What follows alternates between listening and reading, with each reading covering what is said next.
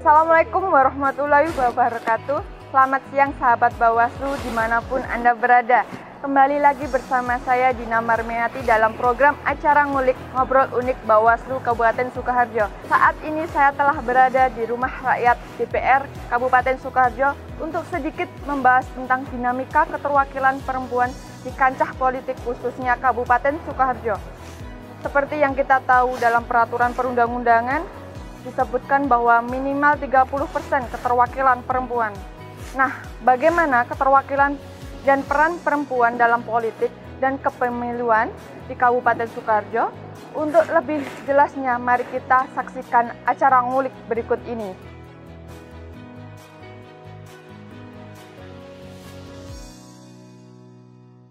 Assalamualaikum warahmatullahi wabarakatuh. Selamat siang sahabat Bawaslu, jumpa lagi bersama saya Dina Marmiati, staf Bawaslu Kabupaten Sukoharjo dalam acara ngulik ngobrol unik dengan tema afirmasi perempuan dalam politik dan pemilu. Telah hadir narasumber dalam acara hari ini. Di sebelah saya Ibu Siti Zakiyatun Nikmah SE selaku Wakil Ketua DPRD Kabupaten Sukoharjo, dan sebelah lagi Ibu Uswatun Mufidah SAG, anggota Bawaslu Kabupaten Sukoharjo, Koordif SDM dan Organisasi. Selamat siang Ibu. Selamat siang Mbak Dina. Sebelumnya saya ingin mengucapkan terima kasih kepada narasumber yang sudah hadir dalam menyempatkan waktu pada diskusi pada siang hari ini. Saya berharap semoga diskusi kita bermanfaat, terutama dalam memberikan satu gambaran utuh terkait dengan isu keterwakilan perempuan. Untuk Ibu Siti Zakiyatun Nikmah, bagaimana Ibu tanggapan Ibu terkait keterwakilan dan peran perempuan dalam politik dan pemilu? Bismillahirrahmanirrahim. Assalamualaikum warahmatullahi wabarakatuh, Mbak Dina, Bu Us. Jadi terkait dengan keterwakilan dan peran perempuan dalam politik dan pemilu, ini menurut saya yang pertama terkait dengan masalah regulasi, ya. Jadi sebagaimana yang kita pahami bersama di negara kita, di Indonesia ini, bahwasanya peran perempuan di dalam politik dan pemilu ini dilindungi oleh undang-undang, ya. Sebagaimana yang kita ketahui di dalam UUD 45, di dalam pasal 27, di sana disebutkan bahwasanya semua orang itu memiliki kedudukan yang sama di hadapan hukum. Kemudian juga di dalam undang-undang yang lain, ya, di dalam Undang-Undang Nomor 7 tahun 1984, ya, di sana di dalam pasal yang ketujuh itu disebutkan bahwasanya setiap perempuan itu memiliki hak di dalam politik. Di antaranya adalah hak untuk dipilih, hak untuk memilih. Kemudian perempuan itu juga memiliki hak untuk berpartisipasi dalam merumuskan kebijakan-kebijakan di dalam pemerintahan. Kemudian perempuan juga memiliki hak untuk menduduki jabatan, ya, di dalam pemerintahan, dan juga melaksanakan kebijakan-kebijakan tersebut di semua tingkatan. Kemudian juga perempuan itu di dalam pasal itu juga disebutkan bahwasanya perempuan itu memiliki hak juga untuk berorganisasi, kemudian berkumpul begitu dalam rangka untuk melaksanakan segala sesuatu yang berhubungan dengan sosial kemasyarakatan dan juga berbangsa dan bernegara. Kemudian secara spesifik juga Mbak Dina di dalam undang-undang yang lain itu satu contoh, misalnya di sana di dalam Undang-Undang Nomor 68, ya, tahun 1958 tentang Konvensi Hak Politik Perempuan tahun 1952, yang diterima oleh PBB dan ini sudah diratifikasi oleh DPR RI. Di sana secara lebih spesifik lagi itu dijelaskan di dalam pasal 1 dan pasal 2. Di sana disebutkan bahwasanya perempuan itu memiliki hak dipilih dan memilih.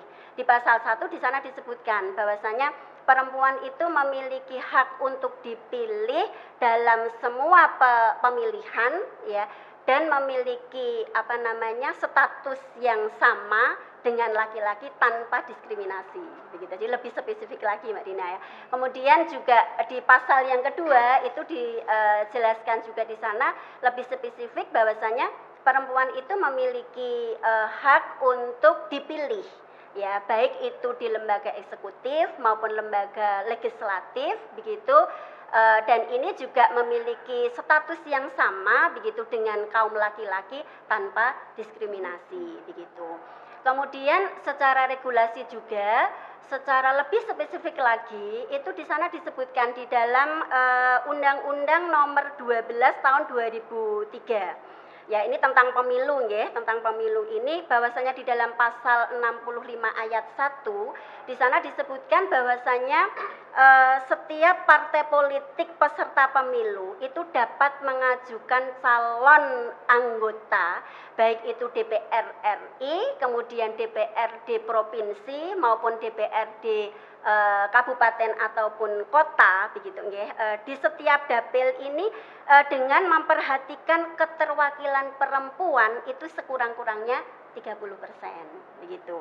Nah, ini lebih spesifik ya kalau dari sisi regulasi. Nah, kemudian yang kedua tentang keterwakilan dan peran perempuan dalam politik dan pemilu ini, bahwasanya kita ketahui ya, keterlibatan perempuan dalam pemilu ini kalau menurut saya itu dipastikan mereka itu memiliki andil yang luar biasa begitu ya terhadap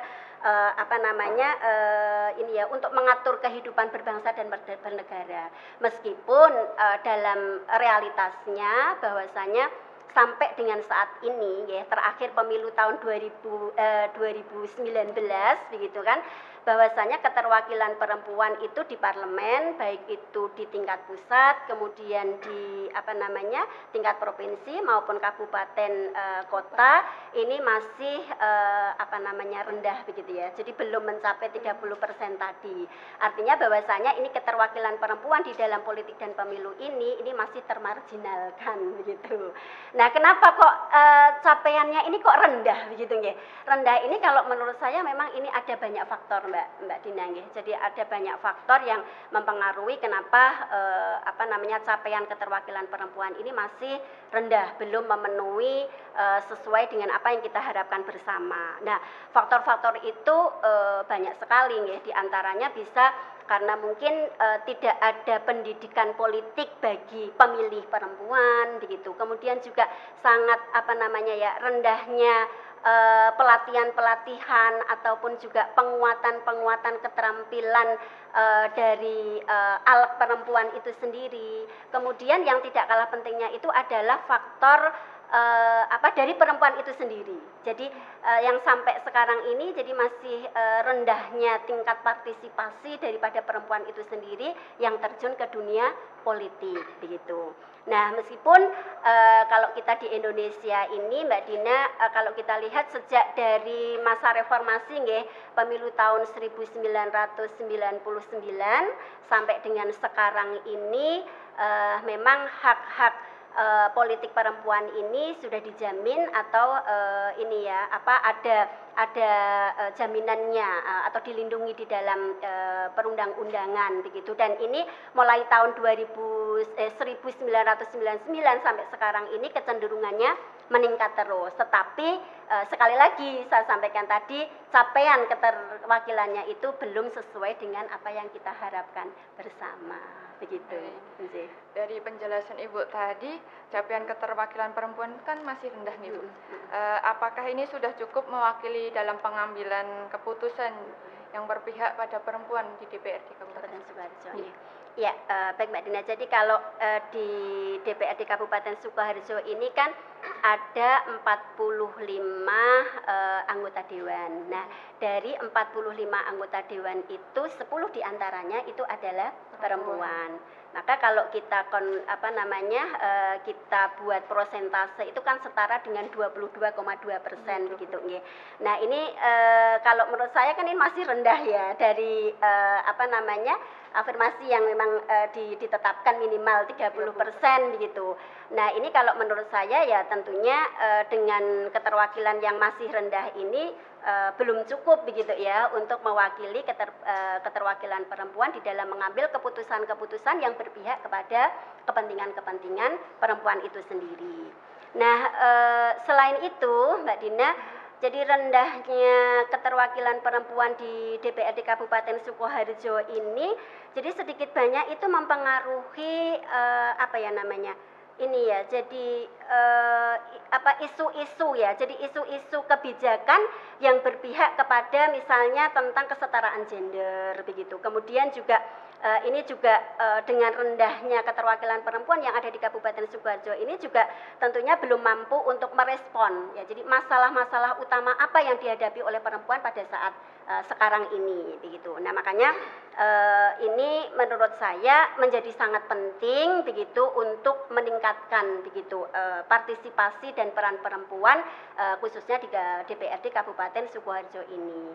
Gunanya apa? Agar supaya tentunya ke depannya begitu dengan semakin banyaknya keterwakilan perempuan di Kabupaten Sukoharjo ini sehingga kita berharap nanti bisa menguatkan demokrasi begitu ya, yang nantinya akan senantiasa memberikan gagasan-gagasan yang terkait perda-perda yang nantinya akan dibuat ataupun yang akan dihasilkan di Kabupaten Sukoharjo ini yang tentunya pro terhadap perempuan dan anak di ruang publik begitu. Kalau tadi tentang perempuan di politik, sekarang bagaimana Ibu perempuan untuk Bu Suwatun ini? Peran perempuan sebagai penyelenggara pemilu, bagaimana dalam setiap pengambilan keputusannya Ibu? Ya, terima kasih Mbak Dina. Sebelumnya Assalamualaikum warahmatullahi wabarakatuh. Selamat siang, salam sehat, salam sejahtera bagi semua sahabat Bawaslu yang kami hormati, Ibu Siti Yakiyatun Nikmah. Alhamdulillah, mudah-mudahan sehat selalu ya. Ada beberapa hal yang perlu kami sampaikan terkait dengan peran perempuan dalam penyelenggaraan. Tentu ini sangat besar sekali, luar biasa sekali. Karena apa? Kalau kita melihat data bahwa jumlah perempuan itu di Indonesia melebihi dari laki-laki, sehingga ini juga akan berbanding bahwa jumlah DPT perempuan lebih banyak daripada jumlah DPT laki-laki, termasuk juga dengan DPT yang memilih berdasarkan data ya, di pemilu terutama yang 2019, ternyata pemilih perempuan yang menggunakan hak pilihnya lebih banyak daripada laki-laki, yang artinya 50% lebih pemilih yang menggunakan hak pilihnya adalah perempuan. Jadi bisa dibilang bahwa kalau di Indonesia ini tidak ada demokrasi tanpa perempuan. Nah, ini tentu sesuatu yang luar biasa sekali, termasuk juga tadi sudah disampaikan oleh Bu Nikmah bahwa SDM yang ada sebenarnya sangat luar biasa, tetapi bagaimana keberanian perempuan dalam mengekspresikan dirinya dan juga bagaimana berperan di ruang publik. Nah, ini tentu membutuhkan banyak pendidikan ya, pendidikan politik dan juga mungkin akses-akses untuk lebih punya keberanian untuk menjadi penyelenggara.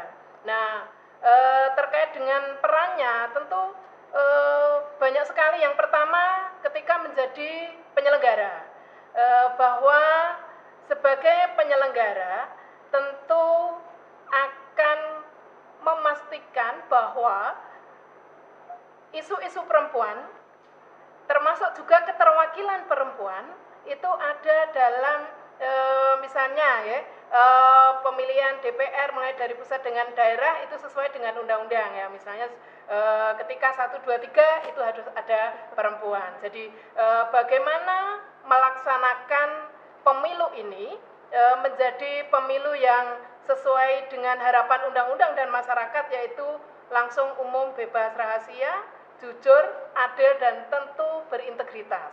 Nah ini tentu perempuan punya peran sekali. Nah kemudian ini kalau dari segi penyelenggara, kemudian dari segi peserta. Nah dari segi peserta ini apakah itu calon mungkin presiden, wakil presiden, kemudian juga calon kepala daerah, wakil kepala daerah, termasuk juga dengan calon DPR, DPRD 1 dan 2. Nah ini bagaimana sang calon itu bisa melaksanakan undang-undang dan juga bagaimana mampu mewakili perempuan, bukan sekedar mewakili perempuan, tetapi bagaimana bisa menginspirasi para perempuan dan juga setiap keputusan yang diambil itu bisa berpihak kepada kaum perempuan. Nah ini tentu sangat penting sekali bagi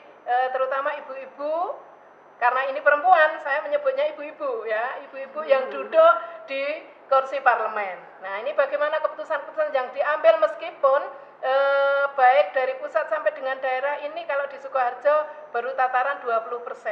Nah apakah 20% yang mewakili perempuan khususnya di Sukoharjo ini mampu berpihak kepada peraturan-peraturan yang mewakili perempuan dan juga tanpa mendiskreditkan perempuan. Nah, tadi sebagaimana disampaikan oleh Bu Nikmah bahwa ini tentu sangat penting.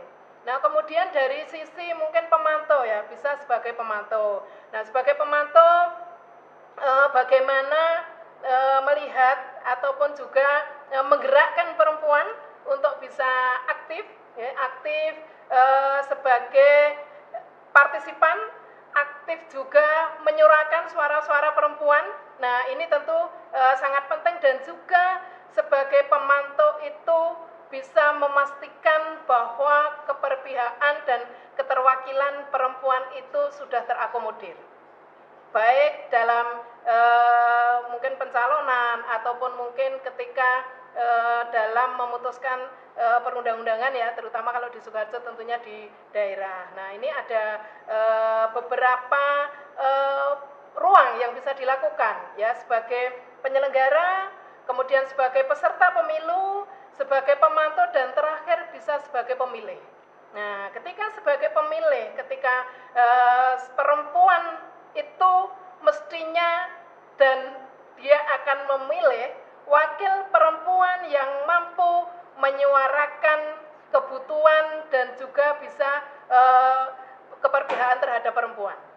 Ini tentu sangat penting yang sampai saat ini masyarakat perlu diberikan pencerahan, nyon sewu, dalam artian kami yakin ketika para calon itu punya kapabilitas, punya kapasitas, kenapa tidak memilih yang perempuan? Karena apapun perempuanlah yang tahu akan kebutuhannya, dan ketika perempuan yang tahu akan kebutuhannya, aspirasinya akan dilewatkan kepada para calon-calon yang perempuan. Nah, saya rasa seperti itu Mbak Dina. Jadi termasuk juga dalam pengambilan keputusan. Kalau untuk penyelenggara pemilu terkait afirmasi 30% itu Bu, apakah sudah terpenuhi atau belum terpenuhi? Dan apa penyebabnya kalau belum terpenuhi Ibu? Terkait dengan afirmasi 30%, terutama di KPU, Bawaslu, DKPP ya, kalau yang di pusat DKPP itu dari 5 1 perempuan, artinya baru 20%. Kemudian kalau di Bawaslu pusat itu 5 orang 1 perempuan, 20%. Di KPU 7 orang 1 perempuan, berarti kurang dari 20%. Nah kemudian kalau melihat susunan di provinsi, baik KPU maupun Bawaslu, nah kalau ini sebenarnya lebih mendekati, karena dari 7 orang itu di Bawaslu 2 orang perempuan, Bawaslu provinsi, Kemudian juga di KPU dari 7 itu 2 orangnya adalah perempuan. Artinya kalau ini sebenarnya sudah mendekati. Nah, mendekati 30% tetapi juga belum nyampe pada 30%. Nah, kemudian di tataran tingkat kabupaten. KPU Kabupaten Sukoharjo sudah lebih karena dari 5 2 perempuan. Nah, tetapi kalau untuk Bawaslu ini dari 5 hanya 1 perempuan, berarti 20%. Nah, semakin ke bawah sedikit mendekati. Hampir semua PPK di 12 kecamatan itu 5 orang 1 perempuan. Tetapi di Bawaslu ternyata tidak mudah. Dari 12 kecamatan, 36 Panwaslu kecamatan baru 4 orang, artinya 11%. Nah, kurang lebih 11% dari seluruh penyelenggara pengawas di tataran tingkat kecamatan. Nah, semakin ke bawah ini lebih ya, karena kalau di pengawas pemilu kelurahan atau desa itu hampir 30%, sekitar 28%, karena dari 167 pengawas itu ada 40 lebih adalah perempuan. Nah, kemudian kalau untuk pengawas TPS, nah ini sudah lebih dari 40%. Ya, nah ini bisa dilihat di sana ternyata semakin ke bawah, semakin ke desa itu tentu lebih banyak sebenarnya perempuan yang bisa dilibatkan di sana.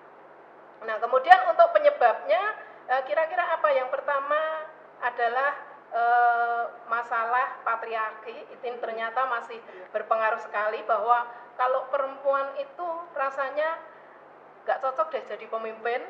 Perempuan terjun di dunia politik ini rasanya terlalu keras. Nah, sehingga ini ternyata juga berpengaruh terhadap psikologis perempuan, bagaimana kepercayaan dirinya ketika dia akan terjun di dunia publik yang selama ini mungkin domestik, ya urusannya pokoknya rumah tangga, anak, urusan belakang dan sebagainya. Begitu terkait dengan politik ternyata ada ketidakpercayaan diri. Nah, ini juga pengaruh. Nah, kemudian yang kedua itu akses. Nah, akses ini ternyata juga punya pengaruh yang sangat besar, karena perempuan-perempuan yang terutama di desa, ya, itu untuk akses bahwa oh ini ada pendaftaran penyelenggara, entah itu KPU atau Bawaslu, ini ternyata berdasarkan survei itu yang mengetahui, meskipun sudah di medsos, kemudian pengumuman sampai kepada di tingkat bawah, ternyata sedikit yang mengetahui. Atau apakah mungkin karena ibu-ibu nyon sewu biasanya kalau melihat di medsos itu yang dilihat diskonan atau bagaimana, ini yang jelas akses untuk mengetahui itu ternyata lebih banyak laki-laki yang tahu ketika ada pendaftaran dibanding dengan perempuan. Terbukti dari jumlah pendaftar pun selalu lebih banyak laki-laki. Dan juga pengaruh kalau perempuan itu ketika mendaftar harus izin dengan suami, harus izin dengan ayahnya atau orang tuanya. Nah, ini juga pengaruh. Nah, kemudian pengetahuan tentang politik. Nah, ini tentu juga pengaruh, karena banyak sekali perempuan itu yang memang kurang tertarik dengan dunia politik. Nah, terbukti dari setiap pencalonan itu prosentase sudah dipaksakan dengan afirmasi pun ternyata yang punya keberanian untuk mencalonkan diri itu lebih sedikit daripada afirmasi yang ditetapkan minimal 30%. Nah, ini. Kemudian juga masalah akses, pengetahuan tentang politik, dan juga tentu kesiapan daripada perempuan itu sendiri. Apakah ketika dari biasanya di domestik, kemudian dia mau ke terjun di dunia publik, dunia politik, itu punya kesiapan, termasuk juga meningkatkan kapasitas dirinya. Ya, karena banyak hal yang harus dipelajari ketika dia kaum ibu itu biasanya di rumah kemudian mau masuk menjadi penyelenggara, terutama di sini penyelenggara pemilu. Nah, begitu Mbak Dina. Untuk Ibu Siti Zakiaten terkait dengan aturan perundang-undangan afirmasi perempuan 30%. Menurut Ibu, apakah itu merupakan peluang dan kesempatan bagi perempuan di dunia politik atau justru menjadi pembatasan bagi perempuan untuk terjun di dunia politik? Ya, ya Mbak Dina. Jadi kalau afirmasi 30% itu ya untuk keterwakilan perempuan di politik dan pemilu itu kalau menurut saya itu sebagai peluang dan kesempatan sekaligus tantangan. Gitu ya. Jadi ini satu kesempatan ya, satu peluang sekaligus tantangan ya bagi perempuan yang tentunya pengen terjun ke dunia politik ya. Meskipun tadi seperti yang sudah saya utarakan di awal ya, dalam kenyataannya ya sampai dengan pemilu yang terakhir kemarin 2019 itu keterwakilan perempuan di parlemen itu masih jauh sekali dari harapan kita semuanya ya. Terakhir di tahun 2019 kemarin dari 575 anggota DPR RI ya pusat itu hanya 118 ya, 118 atau setara dengan 20% sekian gitu kan ya, 20% sekian. Ini dari pusat ya, belum kalau yang provinsi kemudian tingkat kabupaten atau kota. Meskipun kalau kita lihat dari perkembangan dari pemilu ke pemilu mulai dari masa reformasi pemilu tahun 1999 sampai dengan pemilu yang terakhir kemarin itu keterwakilan perempuan di parlemen ini semakin naik dan semakin naik gitu ya. Jadi kalau dari data itu pemilu tahun 1999 itu keterwakilan perempuan itu hanya sekitar 10% ya. Kemudian di 2004 ya itu naik ya sekitar 11 sekian persen ya. Kemudian 2009 itu sekitar 18 sekian persen gitu. Kemudian pemilu di 2014 itu sempat turun Mbak Dina ya. Keterwakilan perempuan itu hanya sekitar 17% ya Bu Is ya. Sekitar 17%. Baru kemudian kemarin di tahun 2019 yang terakhir ini naik lagi sekitar 20 sekian persen begitu. Nah, ini maka ini saya sampaikan ini sebagai satu peluang ya, kesempatan sekaligus tantangan bagi kita sebagai perempuan yang tentunya pengen terjun ke dunia politik ini. Kemudian dari sisi regulasi yang lainnya Mbak Dina, ini juga sebenarnya merupakan peluang dan kesempatan juga untuk meningkatkan keterwakilan perempuan di parlemen. Bahwasanya di dalam undang-undang pemilu itu di situ juga ada ya disebutkan ya bahwasanya selain afirmasi tadi ya 30% caleg ya baik itu DPR pusat, kemudian DPRD provinsi, DPRD kabupaten maupun kota itu harus memperhatikan keterwakilan perempuan di masing-masing dapil itu minimal 30%. Ini merupakan satu peluang ya, peluang maupun kesempatan.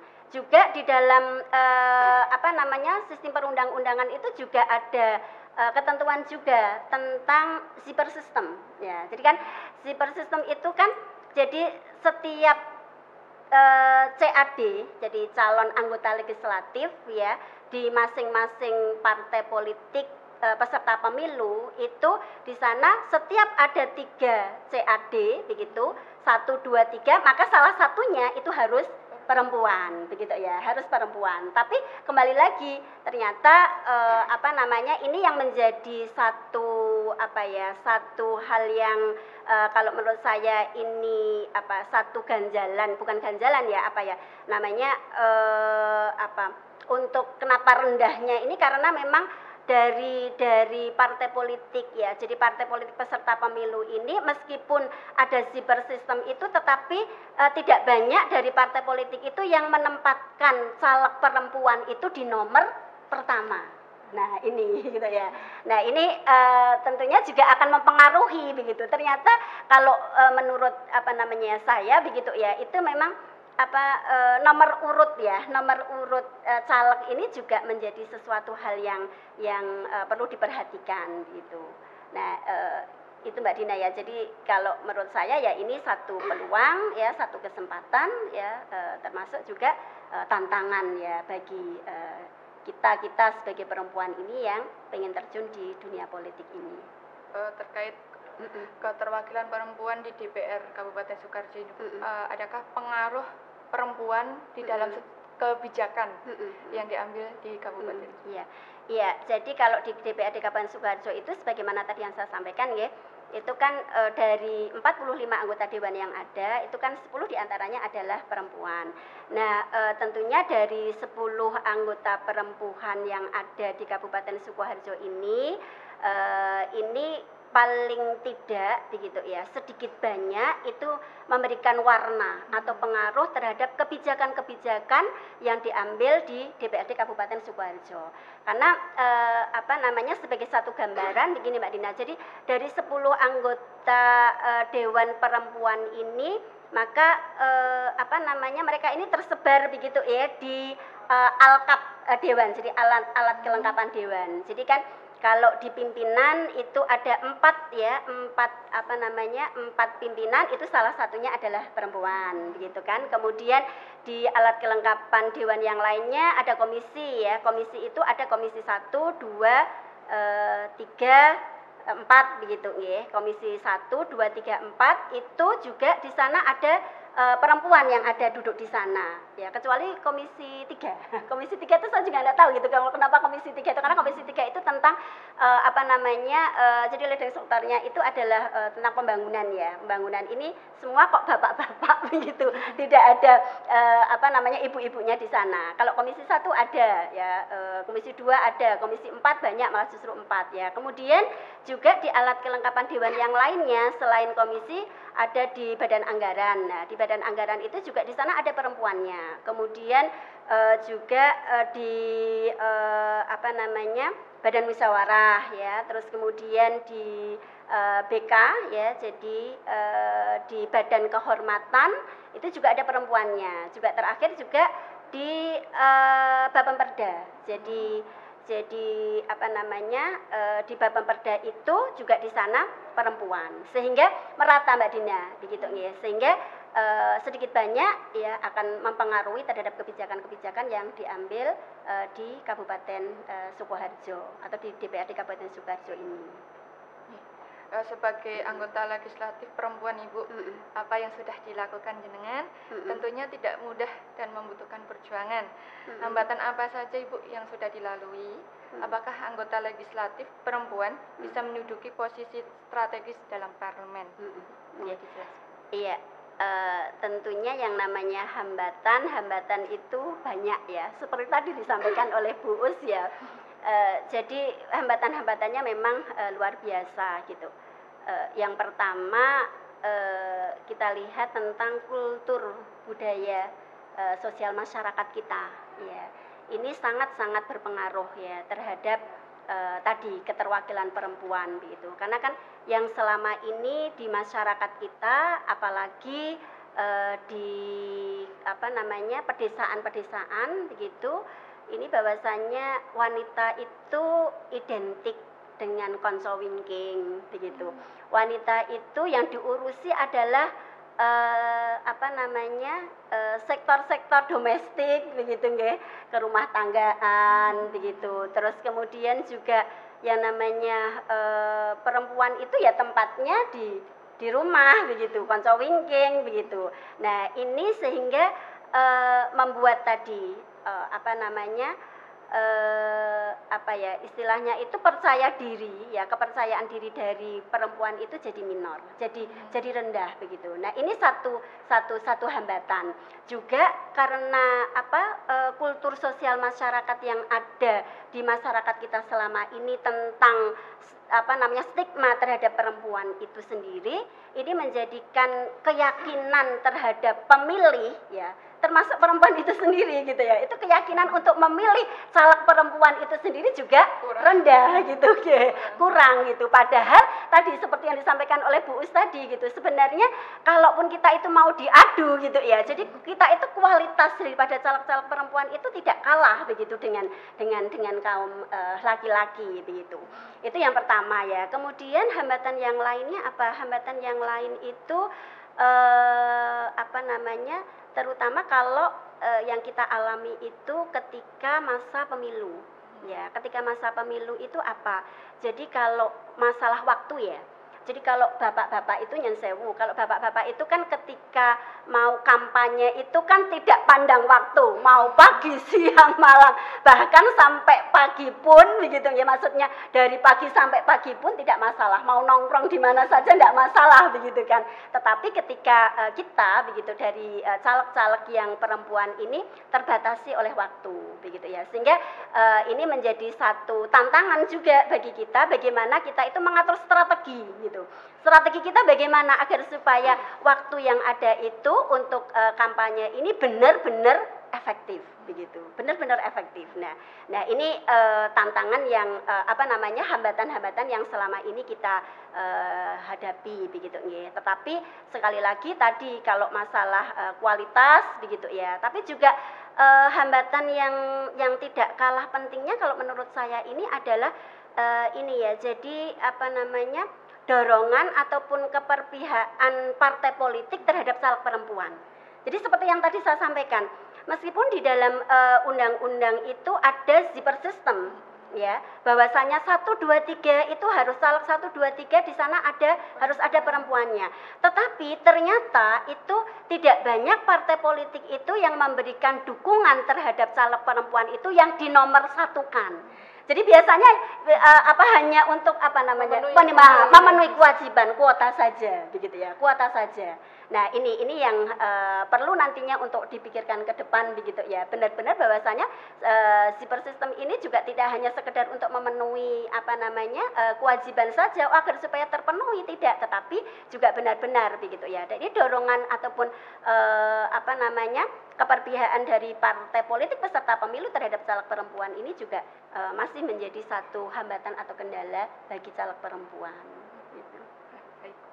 Kemudian tadi yang selanjutnya tadi sampaikan apa bisa gitu ya untuk anak perempuan itu menduduki jabatan strategis, ya. Tentunya sangat bisa begitu.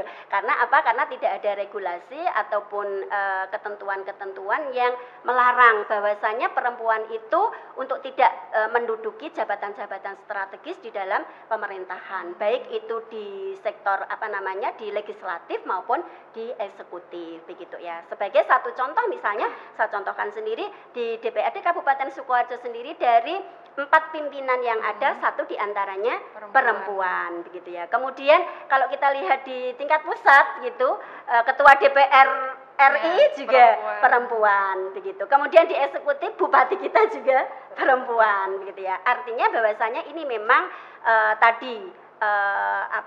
untuk bisa menduduki jabatan strategis itu tadi, alat perempuan ini juga sangat besar ya dukungan ataupun keterpihakan dari partai politik yang ada begitu. Jadi ketika partai politik ini memberikan satu dukungan yang penuh, kemudian juga tergantung juga dari sisi kualitas begitu. Jadi kualitas dan kemampuan daripada alat itu sendiri begitu. Yeah. Untuk Ibu Supartin ini Bu, mengapa penting keterwakilan perempuan dalam penyelenggara pemilu ini Bu, baik KPU maupun Bawaslu? Ya Mbak Dina, kenapa penting? Karena KPU dan Bawaslu adalah lembaga pemilu yang strategis dalam bisa memutuskan beberapa hal. Yang pertama adalah kebijakan undang-undang dalam untuk memastikan bahwa keterwakilan perempuan itu ada. Nah, kemudian yang kedua sebagai pelaksana tahapan pemilu. Nah, karena setiap tahapan itu pasti KPU maupun Bawaslu itu ada di sana. Nah, Nah, sehingga menjadi bagian juga dari untuk memustaskan. Nah, kemudian memastikan juga bahwa keterwakilan perempuan 30% sebagai penyelenggara, ini kalau untuk yang KPU maupun Bawaslu di pusat, bahwa di setiap daerah, kabupaten maupun provinsi itu ada keterwakilan perempuan 30%. Ini harus dipastikan ya, minimal, walaupun bagaimanapun usahanya, kemudian juga undang-undang sudah menjamin afirmasi, tetapi kembali lagi kepada tadi kepercayaan diri perempuan, kemudian juga bagaimana meningkatkan kapasitasnya. Nah, kemudian juga bahwa sebagai penyelenggara punya kewenangan memberikan sanksi apabila keterwakilan perempuan maupun ada ketidakberpihakan pada perempuan maupun disabilitas. Nah, ini tentu sesuatu yang sangat penting sekali dalam pelaksanaan pemilu, karena bisa saja misalnya ada marginalisasi, ya bahasanya kalau istilahnya itu kurang memperhatikan kepada perempuan. Nah, ini tentu misalnya tadi sebagaimana Bu Nikma sampaikan, sistem zipper ini bisa saja ketika 1, 2, 3 mestinya perempuan. Nah, ternyata ada yang kelewatan. Salah satu parpol ketika menyusun calegnya, nah itu ternyata 1, 2, 3 laki-laki semua. Nah, ini tentu KPU ataupun Bawaslu bisa mengingatkan, karena undang-undang sudah mengatur sistem zipper itu tersebut. Nah, ketika misalnya terjadi kok nggak ditaati, nah tentu bisa memberikan peringatan. Nah, kemudian juga dalam kebijakan maupun dalam pelaksanaannya, terutama ketika bisa melakukan pengawasan dan juga memastikan akses terhadap perempuan maupun disabilitas ataupun orang tua, kelompok-kelompok rentan itu bisa mengakses ketika harus melaksanakan pemilu, baik itu tadi sebagai peserta ataupun sebagai pemilih terutama ya.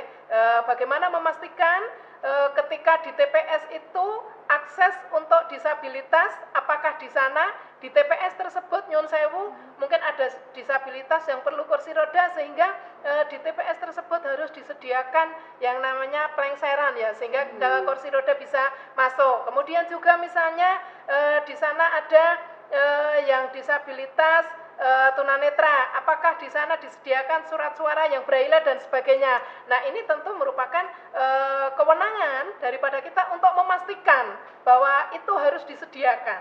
Nah, kemudian juga bisa membuka peluang untuk pendidikan-pendidikan terkait dengan politik, terutama terkait dengan afirmasi. Ketika kita penyelenggaranya adalah ada perempuan di sana, tentu juga akan memperhatikan bahwa bagaimana perempuan punya akses untuk bisa meningkatkan kapasitasnya, kemudian bisa juga nyalek misalnya, atau mungkin bisa mencalonkan dirinya sebagai penyelenggara dari tingkat atas sampai di tingkat terbawah. Nah, ini tentu peran yang sangat strategis sebagai penyelenggara ketika dia adalah seorang perempuan. Tadi yang sudah saya sampaikan, karena perempuanlah yang tahu akan kebutuhannya. Nah, jadi tadi Bu Nikma sampaikan bahwa ketika kita harus bertanding, kalau ini di DPR ini kan 20%, 1:4 berarti sama. Ketika kami di Bawaslu 1:4, ketika 4-nya laki-laki, kemudian akan memprioritaskan yang laki-laki, mau tidak mau saya yang harus bengok juga ini. Nah, bagaimana perempuan juga terakses untuk di sana dalam tataran untuk mensukseskan demokrasi. Nah, ini tentu kami juga menyampaikan kepada ibu-ibu, perempuan-perempuan, mari kita jangan minder, jangan ragu lagi, jangan takut, mari bersama-sama untuk, karena keran untuk perempuan sudah dibuka lewat undang-undang, mari kita manfaatkan. Bahwa afirmasi 30% itu minimal bisa terpenuhi, baik sebagai penyelenggara ataupun mungkin di parlemen, syukur nanti bisa melebihi. Karena apa? Tadi sudah saya sampaikan bahwa ternyata pemilih perempuan itu lebih dari 50% seluruh pemilih Indonesia. Nah, itu Mbak Dina. Bagaimana upaya afirmatif Bawaslu Kabupaten Sukoharjo mendorong para perempuan untuk mau berpartisipasi mendaftar menjadi bagian dari penyelenggara pemilu, Ibu? Ada beberapa hal yang kita lakukan. Yang pertama jelas sosialisasi. Nah, sosialisasi kita lakukan baik melalui lembaga-lembaga yang resmi ataupun mungkin pelatihan-pelatihan, kemudian juga bagaimana meningkatkan partisipasi perempuan terutama yang di desa. Karena perempuan itu lebih banyak yang ada di desa ternyata. Kalau yang di kota, nyun sewu, karena perempuan yang di kota itu sudah punya kesibukan. Nah, biasanya kalau yang di kota itu kan sudah berkarir. Nah, sehingga sasaran kita akan banyak juga perempuan-perempuan yang ada di desa yang selama ini mungkin aksesnya kurang. Kita coba kita turun ke desa untuk lebih mensosialisasikan. Kemudian juga menggandeng dengan beberapa lembaga maupun LSM terutama untuk pendidikan, pengetahuan, meningkatkan kapasitas perempuan terutama dalam politik maupun demokrasi. Nah, kemudian juga di beberapa sosialisasi kita yang biasanya menjelang pemilu kita ada sosialisasi. Kalau yang selama ini biasanya yang diundang itu adalah pengurus, kemudian juga tokoh-tokoh masyarakat. Sekarang kita balik, sebagian pengurus, sebagian masyarakat awam. Karena kalau pengurus biasanya sampainya itu hanya kepada anggotanya, itu pun kadang-kadang lupa. Tetapi masyarakat awam ataupun masyarakat yang selama ini tidak tersentuh, kita coba kita undang agar yang pertama dia juga tahu, kemudian bisa menyampaikan secara informal kepada temannya. Nah, ini tentu sangat penting. Yang selama ini ketika tokoh-tokoh yang kita undang, kemudian pengurus-pengurus organisasi perempuan, sekarang kita tambahi dengan masyarakat yang sama sekali tidak tersentuh. Kita coba untuk bagian dari yang diundang untuk mendapatkan pengetahuan ataupun juga pendidikan terkait dengan demokrasi maupun politik. Begitu, Mbak. Untuk Ibu Nikmah nih, Bu, bagaimana pandangan Ibu ke depannya untuk strategi meningkatkan jumlah keterwakilan perempuan di parlemen serta punya peran dalam pengambilan keputusan di parlemen, Ibu? Iya, jadi kalau menurut saya strateginya itu ada dua ya, Mbak ya. Yang pertama tentunya terkait dengan masalah regulasi. Ya, jadi kalau yang di undang-undang yang kemarin itu kan afirmasi 30% ya. Nah, ini strateginya kalau ada tambahan ya, jadi ada tambahan afirmasi begitu ya, prosentasenya ditambah, berarti ini ada satu peluang ya, ada satu kesempatan bahwasanya nanti keterwakilan perempuan itu di parlemen akan bisa semakin bertambah begitu. Kemudian yang kedua, bentuk bentuk regulasi yang lainnya itu adalah, jadi ada satu kepastian, kayak seperti misalnya kalau di dalam undang-undang yang kemarin itu kan di sana disebutkan bahwasannya untuk parpol ya atau partai politik peserta pemilu ini harus mencantumkan caleg begitu, baik itu DPR RI, DPRD provinsi, kabupaten maupun kota, itu dengan memperhatikan. Jadi kata-katanya kan memperhatikan keterwakilan perempuan minimal 30%. Nah, maka kata-kata memperhatikan ini kalau bisa ini diperjelas lagi atau dipertegas itu diganti dengan kata-kata mewajibkan begitu nggih. Jadi mewajibkan begitu, mewajibkan keterwakilan perempuan minimal 30%, maka saya rasa kata mewajibkan ini akan mengandung sebuah sanksi. Jadi ketika misalnya ada partai politik ya yang tidak sesuai dengan kewajiban tadi, maka ada sanksi. Nah, nanti entah bentuk sanksinya itu apa begitu. Nah, ini ada satu strategi begitu ya. Kemudian juga tadi zipper system tadi nggih. Jadi zipper system tadi ketika misalnya itu tidak hanya kata-katanya itu tidak hanya memperhatikan ada 3 CAD 1, 2, 3 itu salah satunya adalah perempuan, tetapi dipertegas lagi bahwasanya afirmasinya gitu, bahwasanya caleg ataupun CAD perempuan di masing-masing dapil itu ada afirmasi 30% di dapil, minimal 30% di dapil itu adalah caleg perempuan yang dinomorsatukan. Jadi satu contoh misalnya begini, kalau di Sukoharjo itu kan ada 5 dapil nggih, 5 dapil. Maka harus ada masing-masing parpol peserta pemilu itu yang menomorsatukan caleg perempuannya begitu, itu minimal 30% begitu di dapil yang ada gitu. Kan selama ini yang yang terjadi itu kan perempuan ya, baik itu di semua banyak di ini partai politik begitu, itu belum banyak ya yang menomorsatukan caleg perempuan itu di nomor urutan 1 begitu.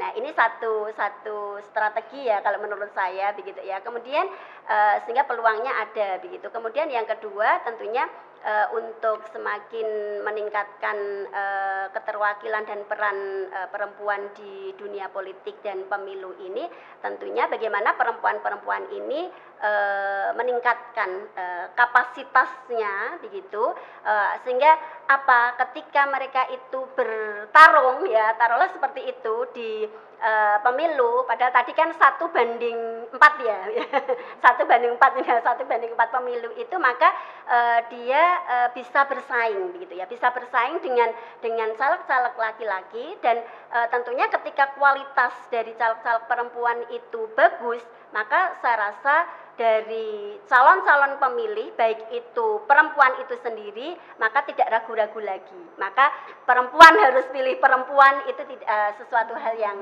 tidak mustahil begitu. Itu mungkin Mbak Dina. Sebelum kita akhiri program diskusi ini, dipersilahkan dari Ibu Suwatun untuk menyampaikan closing statement, kemudian Ibu Nikmah. Ya. Baik, terima kasih Mbak Dina. Di kesempatan ini saya mengajak kaum perempuan, mari bersama-sama kita perjuangkan juga untuk perempuan. Kita tingkatkan kapasitas sehingga kita akan mampu bersaing dengan laki-laki. Ibu Nikmah. Iya baik Mbak Dina, di kesempatan siang hari ini, jadi seperti tadi bahwasanya afirmasi perempuan untuk 30% keterwakilan perempuan dan peran serta perempuan di pemilu maupun politik ini sudah dilindungi oleh undang-undang. Kemudian dalam realitasnya bahwasanya ketercapaian persentase keterwakilan perempuan ini masih jauh sekali begitu ya.